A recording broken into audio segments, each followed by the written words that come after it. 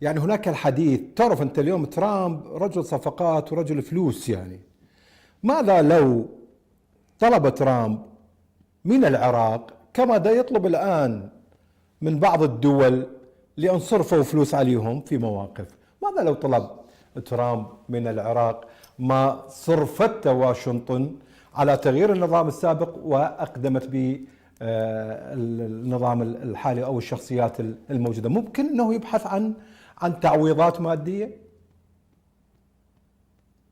وكما ذكرت هو رجل اقتصادي بالدرجة الأولى، وهذا ما فعل في بأوكرانيا. إذا وجد بأن الولايات المتحدة صرفت أموالا طائلة على العراق قد يطلب من العراق تعويضات عن هذه الأمور.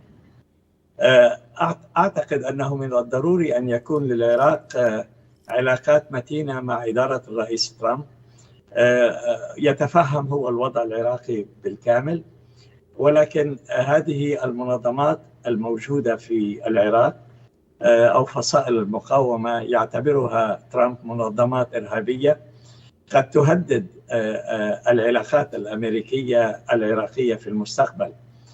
أعتقد أنه من الضروري على الحكومة العراقية أن تتخذ كل الإجراءات للجم عمليات هذه المنظمات، لأنها بالدرجة الأولى سوف تضر في المصالح العراقية. تصور إذا وضع عقوبات اقتصادية على العراق، مثلا منع وقف تصدير النفط العراقي، أو وضع يده على الأموال العراقية الموجودة في واشنطن أو في نيويورك في البنك المركزي الأمريكي، إذا سوف يكون هناك أضرار ناجمة عن قرارات هذه المنظمات. لذلك أعتقد أنه من الضروري على رئيس الحكومة أن يتفهم هذا الموضوع بجدية كاملة، لأنه مع ترامب ما في مزح.